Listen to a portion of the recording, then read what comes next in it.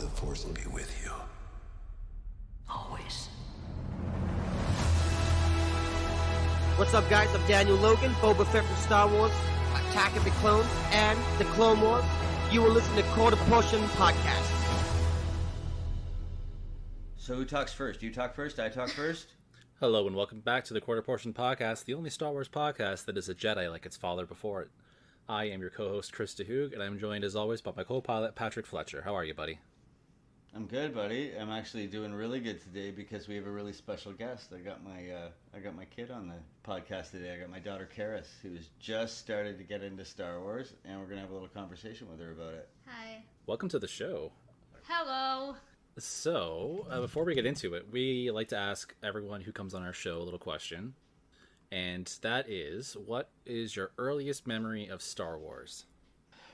I was watching a movie in class once, and I saw Anakin kill one of the Sith Lords with two lightsabers. You saw that in school? Yeah, but I think I remember the R2-D2, the robot R2-D2 one of your friends made. That's right. One of the things I was thinking, Karis, is that you didn't really get into any of the movies until I gave you the books, right? Yeah. Which books did I give you? The free prequels. That's right. The Phantom Menace, Attack of the Clones, and Revenge of the Sith. Yes. Because most people that are on our podcast, like me and Chris, we saw movies a long time ago, and then we'd watch the movie, and then we'd read the novelization. But you went kind of the opposite way. You you read episodes 1, 2, and 3 in books first, before you even saw the movies, right? Mm-hmm. Yeah. What'd you think about the movies? Yeah. I think they were really good. I like the movies more, though, I have to say. You're liking them more? Because me and you, so far, we've gone through Phantom Menace, Attack of the Clones, and we've watched most of Revenge of the Sith, right? Like, Yeah. we skipped a little bit because we wanted to get a bit in for this podcast, but you already read it. I have to say, though, Watto looks a lot different than I imagined. You said that first. Like, Chris, I'll ask you on this, Chris, because one of the things that Karis has told me is that one of the things about the prequel books that she read, as opposed to the prequels, which she read first, Karis was having a bit of a hard time getting around what people and things looked like. Mm-hmm. You know what I mean? Jar Jar Binks, I imagined him looking a lot shorter and fluffier. You thought Jar Jar Binks would be shorter? Yeah, I thought he would be, like, really tiny. You thought he'd be tiny? Yeah. I just imagined him as a tiny, stubby, fluffy, brown creature. Do you think that's just absolutely adorable? Do you think that's because maybe he wasn't described very well in the book? Because yeah, you think that was just a lack of description? Yeah. Along with Watto, I never imagined he looked like a fat bird thing. A fat bird thing? Yeah, he did kind of look like a little fat bird, didn't he? Yeah, I kind of imagined him looking kind of like a really tiny pixie that's blue with wings. Well, he kind of was, but he was kind of fat. He was a bird with a beak. A full-on beak. Right. And I can't say that he was in good shape. Well, that's what I was saying alive. before. I said this to you, Chris, off the podcast last week, that Karis, one of her biggest critiques was that a lot of things in the books were kind of just left up to her imagination. And then when she watched the movies, things looked a little different than she expected. Chris, do you think that might be because they're novelizations and not novels? You know what I mean? That people are expected to already know what these things look like? Yeah, I was kind of thinking that, right? Because most people, like you and I, we've been reading the novelizations of the new movies as they come out. Like, we watch the movie, then we read the book. So there's a lot of expectation, I guess, that I just didn't really notice before. Like, they're expecting us to have seen the movie, or at least be familiar with it. Or in some cases, some novelizations, not the ones I'm looking at. Like, I have the hardcover individual versions of these books. Sometimes they'll have the pictures in the middle of the books too, right? But these ones just let you high and dry, I guess. And so that's interesting that you had such a different interpretation of the characters. Well, she really did, and I think that's a testament. I think it's just a result of the fact that she read them before watching the movies, and that they're novelizations. Because Karis is my kid's a big reader. She reads a lot of books. She literally rips through them. Whereas I'm sure most of the novels that you read, Karis, you probably have a pretty good description in the books of what people look like. Yeah. Did you think that in the prequel novelizations that you didn't necessarily have a really good, Description? Yeah. Do you think the descriptions weren't there? Yeah. Was that okay with you though? Like if you were just reading the book and never to watch a movie, do you think you were okay with the vision you came up with in your own head? I mean, I'd be fine with it because I mean the movies did come first, so they probably assumed that everyone would have watched the movies. Yeah, for sure. Because we're only about. I mean, we've watched most of Revenge of the Sith together, but you've watched Phantom Menace and Attack of the Clones and Revenge of the Sith. Was there anything else that you thought was weird between the books and the movies that you saw that you can think of? Not really. No? I just remembered my earliest memory of Star Wars. I was like 8 years old, maybe younger. I was at my friend's house, and we were little kids, so we were just playing with toys because we were kids. Mm-hmm. And on the TV, the first prequel movie was on, and I remember Qui-Gon and Obi-Wan. Mm-hmm. Qui-Gon running into Jar Jar Binks. Yep. So yeah, I was just like, oh my god, he looks funny. Did you... Now, you watched that way before I gave you those books, right? Way before, like years before. But you weren't really paying attention because it was just something that was on TV. You weren't Yeah. like sitting down to watch a Star Wars No, movie. I was playing with toys. I was like 6, Right. 7, 8. Who's your favorite character in the prequels? Whether it's the books or the movies, like either one. Who do you think your favorite character is? Do I have to pick one? No, you can pick a couple. You can do whatever you want. I liked Obi-Wan. I liked Qui-Gon a lot, and I liked Master Windu. His death was really sad. We just watched that, didn't we? Yeah, I'm pretty mad at Anakin. He was like, "What have I done?" Super sad. Proceeds to join the Sith without any hesitation. Like the moron he is. And then Padme is still like, "I love you, even though you murdered children." Like, what the heck, Anakin? This is really funny to me because a little while ago we had one of our friends on who was a bit younger than me. Like I'm a bit younger than I'm quite a bit younger than your dad, but our friend Ava is younger than me even, and the first thing she saw was the prequels, but the movies, and she had such a different perspective on Anakin, and it totally blew your dad's mind, I think. So it's funny to see you having a similar reaction from the book version of Anakin.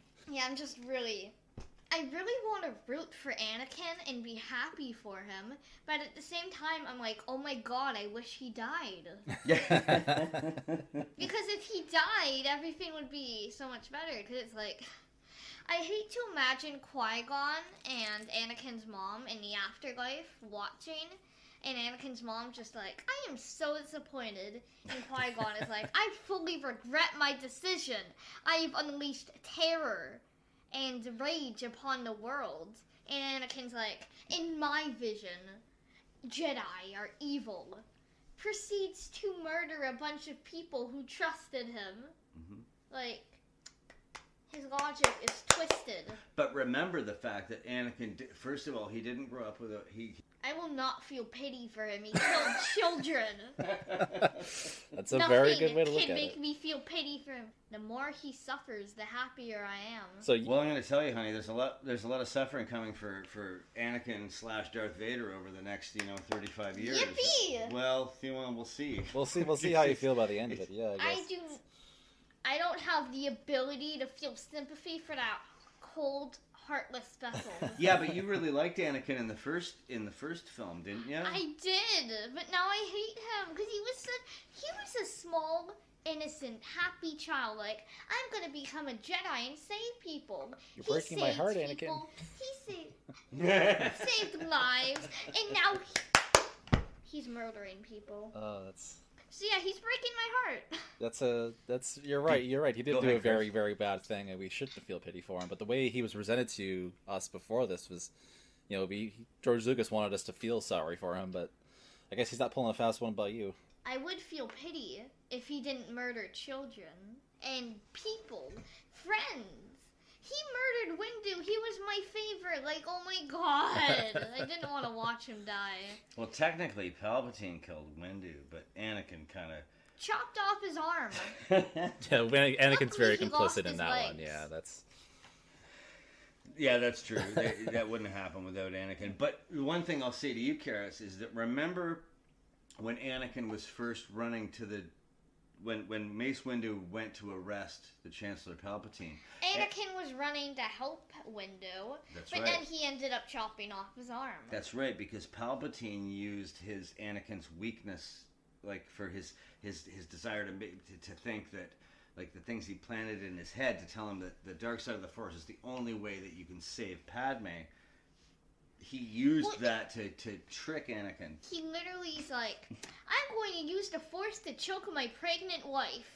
Wow, I'm so smart. Throws her in the ground. Wow, I must be Albert Einstein's twin. Maybe spit my coffee Looks on like that one. Albert Einstein got all the brains. It's a good point. Tell me more about how you feel with Anakin, because you started the movies, you started the books. I like him, and I really want to root for him because he used to be so nice. But then it just like chops off Windu's arm. Oh no, what have I done?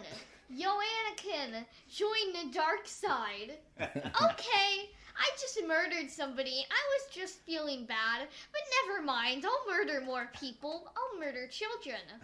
Children, Master Skywalker, we are scared. Please protect us. We're like 9. Pulls out lightsaber. Say no more. I'll end your lives and your fear. Oh, And boy. he's like, Padme, I murdered children. Okay, I still love you. Yeah, it was kind of weird that she forgave him so quick. Did you think that was kind of a weak part in the story? That she forgave him so quickly from If that? I was Padme, I'd punch Anakin square in the face. Well, you remember, Karis, that he did that kind of in Attack of the Clones when he went and he killed the Sand People, remember? And I mean, he came they back murdered and his mom. Well, that's right, but still, he came back and told Padme that, and she was just kind of like, yeah, it's okay. You thought that? Do you think that was kind of... I mean, if I was Padme, I'd be kind of uncomfortable because it's real. It would be real life. If I was Padme, I'd be like, yeah, maybe you shouldn't have murdered all of them. That was way too extreme. But hey, they murdered your mom. Yeah, Just don't do it again, or I'm going to have a freak out. That was Shrek That's 2, probably how really, the yeah. conversation would go. The younglings were Shrek 2 for him, I guess. Karis, you had another really good question earlier, but when we were talking before the podcast, and you said, and I never really thought about this, and Chris, maybe you have an answer for Karis on this. Karis asked, she said, why, when the Emperor, when Anakin turned to the dark side, why did the Emperor, why don't you ask? Remember about the Darth, you asked the question. Why did they call him Darth Vader instead of Darth Skywalker or Darth Anakin? Does do Anakin and Skywalker sound too sweet? Because they sound like pretty friendly names. What do you think, Chris? That's a good question, because yeah, that's a good question, because I don't really have a good answer for that. Like, they usually just kind of made up a name on the spot. Like, most of them have, there's a lot of names that are kind of almost silly because they sound like they're trying to be so hard to be a villain. Words like Darth Plagueis, like a plague, and Darth Sidious, Darth like Bane, Insidious, like in some of the other books, yeah. Like Darth Sidious, Yeah. like a disease that, like a rash that everyone wants to get rid of, but Sure. they can't, and they want to cry because they hate him so much. Because what if they did? Because he destroyed Anakin. Maybe that's part of the point, though, Karis. Maybe that's what the Sith do. They want to take away your identity from before and give you something more Evil? dark and villainous. Maybe that's why they That do it. and- Because when you asked me that question earlier, I didn't know how to answer that. And I don't think Palpatine would have wanted people to know that it was Anakin. Well, I mean, that being said, at that point he still looked like a human, but I think Palpatine might have wanted to disconnect Anakin from the public as well. Like, he might have been pretty well known to people in the Republic, and yeah, it might have been bad for Well, business. yeah, he would have been a Jedi hero of the Clone Wars, right? A But hero that- who murdered children. Well, the public doesn't know that, though, right? The That's public true. should. But they don't. They and should, that's but the thing. government You're asking- can hide yeah. that from them. So If I was Anakin, I wouldn't let Windu murder Palpatine. Palpatine, yeah, but that was the thing. But like Anakin had been manipulated by Palpatine since he was like what, 8, 9 years old. Palpatine is a Sith. Yeah, but he didn't know that. Nobody knew that until the very end, right? Well, still, he should have used his brain cells. Now he has none. I don't even think he has a brain anymore. Does he even have any organs? Yeah, he does. He's just missing like both his legs and one of his arms. No, It is it? depends He must on be the missing book his too. heart. Like different, like at the end of this book, I think they say that, or sorry, the end of Revenge of the Sith, I think they say that the lungs breathe for him in the suit, but other times it seems like he's got some things remaining. I don't know. It's kind of a gray area depending who's writing about him. I think. Well, here, Karis, here's another question for you. What do you think what did you like about the books that you didn't like about the movies? Description. I like how when Padme was like running up to Anakin, hugging him, and saying, "Oh, he said terrible things about you. He said you murdered Jedi, even younglings." I like how it describes how she was feeling.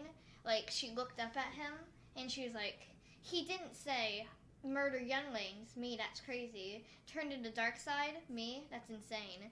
But he said, Obi-Wan is alive. I like the description.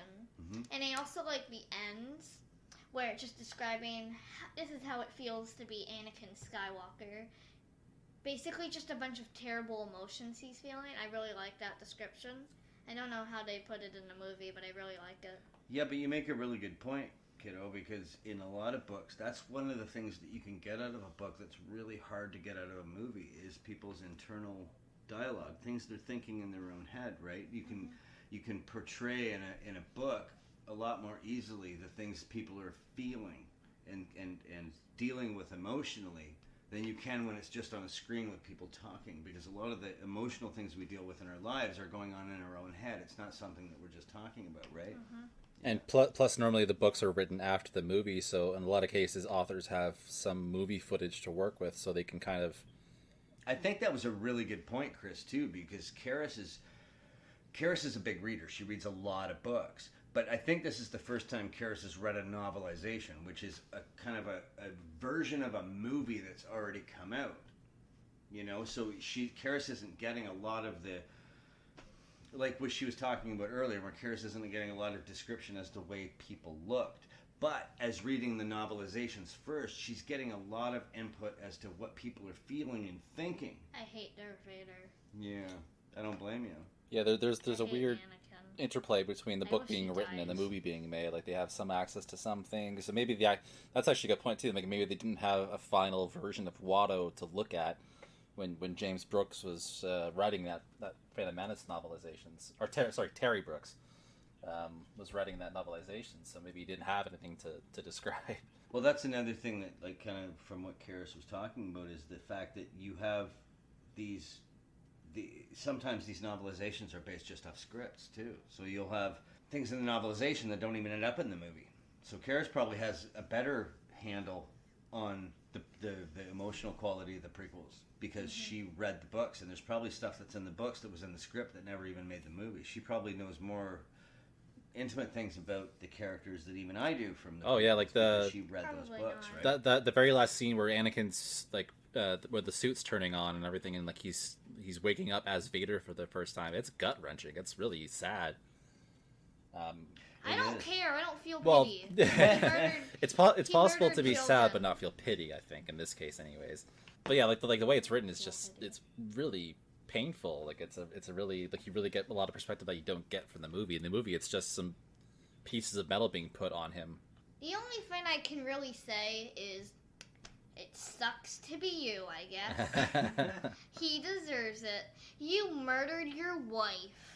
You murdered your friends. You just murdered a bunch of Karis people. really, really hates Hates Darth Anakin. Vader. She really.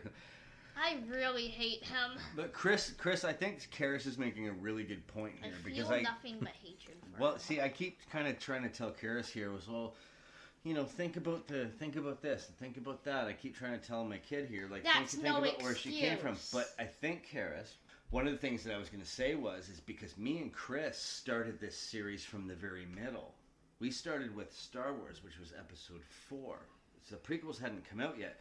So we only got to see Darth Vader as like an evil person right from the beginning, right?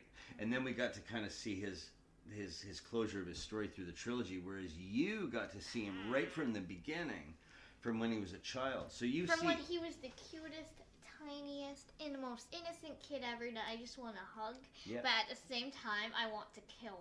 That's because... Not really. Not the child, actually. The child I love. That's the not adult I despise. It's okay, honey. But I think Karis brings up a good point, because she's seeing this from like the beginning of a perspective that me and you... Yeah, it's not only the way that we saw it, but it's the way that George Lucas wrote it too, because his vision changed a lot over the course of decades on how this would all play out. So, you know, what he had in his mind when he wrote and made Star Wars, the first, like, A New Hope, Episode 4, could have been very different from what he actually made in the prequels. You know, there's a lot of revision and change. Well, yeah, and I think that Karis, because Karis started reading them from Episode 1, she has a lot... I think Karis has a lot more reason to dislike Anakin than we do. I will never feel pity for him. No matter what he goes through, no matter how much... Even if they, like, added a lot more trauma and sadness to his past than there already is, I will never, ever feel pity for that empty vessel that has a hole where his heart should be. It was well put. I'm very interested to see what you're going to think of Vader in somewhere. the other movies, though, because... Say that again, Chris, Yeah, so I sure. get that clear. I'm very curious to see what you're going to think of Vader in the other movies, because the way he is in A New Hope and the way he is in some newer versions, like from the Disney years, there's a lot of different versions of him that pop up. So I'm curious to see how your perception of him is going to change over time. I don't think you're going to like him any better, but I'm curious to see how you react. I'm going to laugh at his pain. A line note from the second movie, my favorite part, random addition to this conversation. My favorite part from the second movie was when that one guy walked up to Obi-Wan and was like, "Want to buy some death sticks? You do not want to sell me death sticks. I do not want to sell you death sticks. You want to go home and rethink your life." That's great. I found that absolutely hilarious. It was good. Yeah, somebody should do that to Anakin. Anakin You don't want should to be turn like, to the dark side. I want to murder. I wish a Jedi just walked in and he's like, "You do not want to turn over to the dark side. I don't want to become a Sith. You want to go home and rethink all your life choices. I want to go home and rethink all my life choices."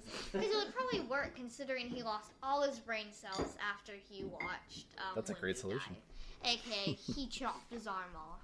But remember the conversation, Karis. Karis had a really good question for me a couple of weeks ago, and she said, Karis said, why doesn't the Force work on Watto. on Watto? Right. But then in the second movie, it exposed that Padme was like, "Are you using the Force on me?" And then Anakin, aka the murderer, said, "The Force only works on weak minds, like mine." And that's what I told Karis. I said there's a moment in the original trilogy which kind of explains that. I mean, spoiler alert for Karis, but I already told her. I was like, Obi-Wan makes a point of that, saying that the Force can have a strong influence on the weak-minded, and obviously Watto didn't have a weak mind. He's smart. He's a terrible bird, but he's really smart. You still picture him as a bird? Well, he kind of There is a bird element to it, yeah. That moment was Probably not. engineered Came for out people like me and your dad who expected that to work. And we were just as surprised as Qui-Gon when it didn't. What'd you think of Jar Jar Binks? Yes, actually, I forgot about him. He's one of my favorites. I love him. Now, did you like him? Did you like him both, like in the book and in the films? I liked him more in the films. More in the movies. What was it in the books that was like not as good? Nothing. I just preferred him in the movies. Do you think he was described improperly, like Watto was? Yeah. But it just... Dad, look at this. Tell me this doesn't look like a bird. Karis is bringing up a picture on her phone of Watto, and actually she's quite right. He looks like a bird. Even his feet have kind of like webbed. Yeah. Yeah, that's... What even is he? He's so ugly. Like, my God.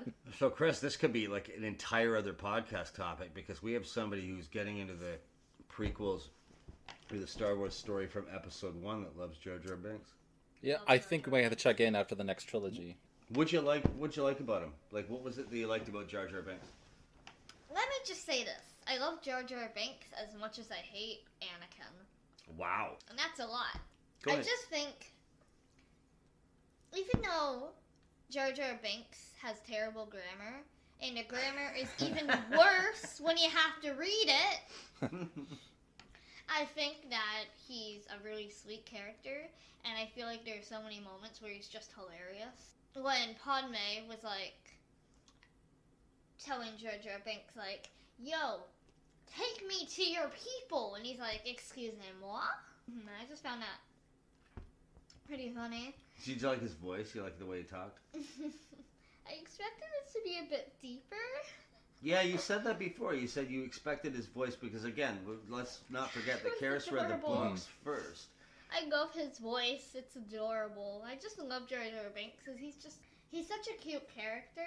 He can be naive, but I just love him so much. I don't know why. I can't explain it. Well, that's okay. You don't have to. If you love him, it's a reaction. It's natural. What do you think of that, Chris? That's an interesting perspective. Yeah, I don't. I get it. It makes perfect sense. Like, he was designed. Like, Lucas wanted a character who's going to appeal to kids. So, I mean, I'm not surprised that it worked. Yeah. Like, it didn't work for me when I was the same age watching this for the first time when it came out in theaters. But I had already seen the other movies, and I kind of thought he was a little too silly for my taste. But that's because you'd already seen the original trilogy first too, and Karis hasn't seen that yet. So yeah, if coming into it without that, that other vision of the movies, I think I would have a totally different reaction. You're right. Like even Amy, it kind of said the same thing too, right? Like, it wasn't a thing. It was just this funny character. So I think Karis is coming from a really cool perspective as being a kid who's starting literally from episode 1, and all the rest of us started somewhere in between.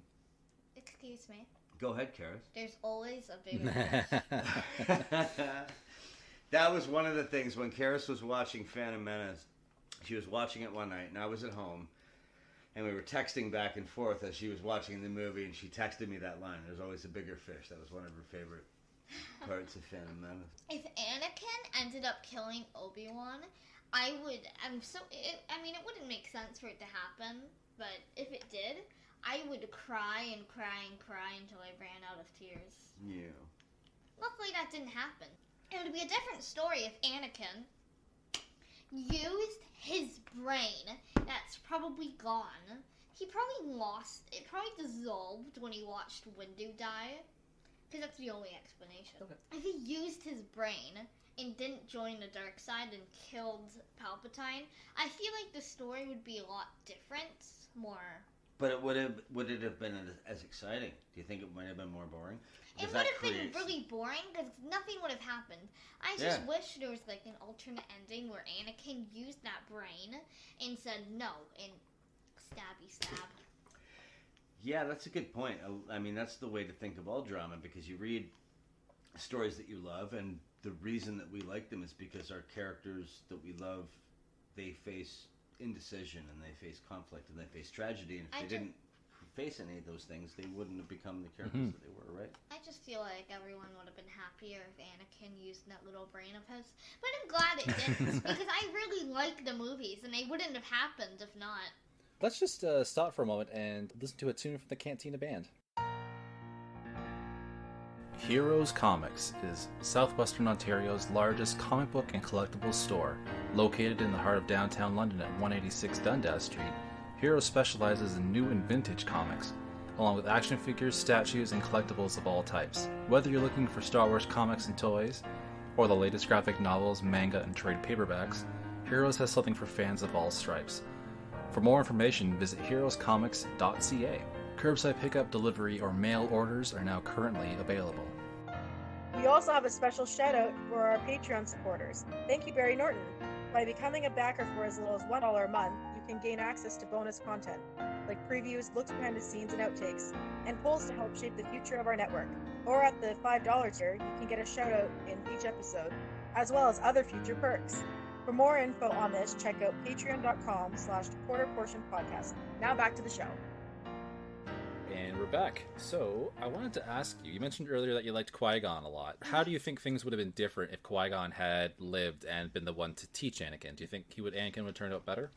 I mean, I'm not sure, because Qui-Gon was much more trained than Obi-Wan, but at the same time I feel like I don't think it was Obi-Wan's fault that Anakin turned out that way. Obi-Wan did nothing wrong.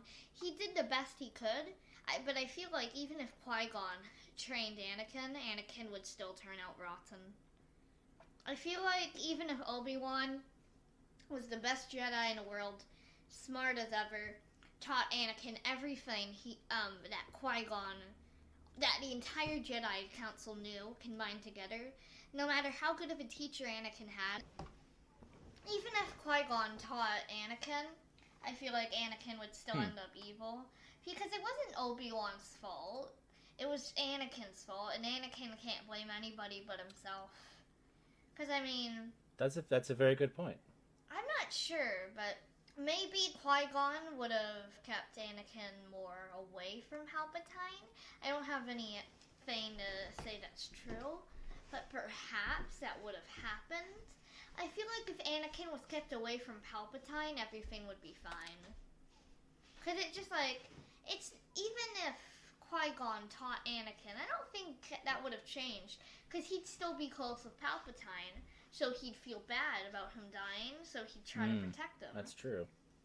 So I just feel like no matter what happened, Anakin would have turned bad.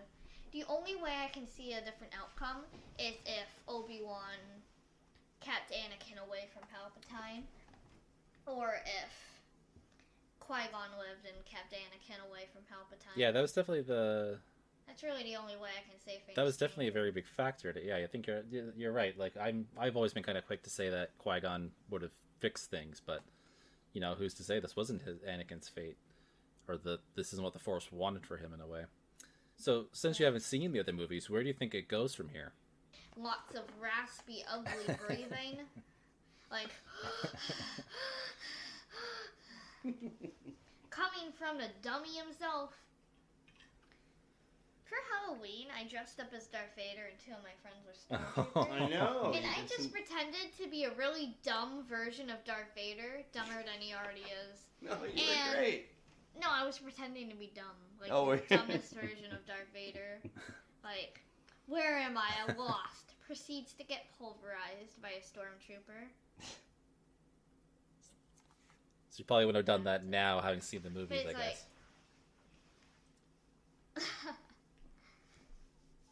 But just like, no matter, like, even if Yoda or Master Windu or any member of the Jedi Council, no matter who taught Anakin, if Anakin was close with Palpatine, I feel like nothing would have changed.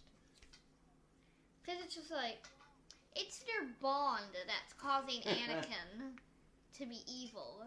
Yeah, that connection with Padme, that's the other big part of him, right? Like, it's not just that Palpatine got in his head, it's the reason why Palpatine was able to get into his head was because he loved Padme. So again, if Qui-Gon could have kept him away from Padme, that's a good point too. And in the books, Anakin never said... in the books, Anakin said, I'm going to marry you. But in the movies, I didn't see that. So Anakin, I don't think he was, like, crushing on Padme. Maybe he admired her, but I don't think he had a crush on her in the movies yet.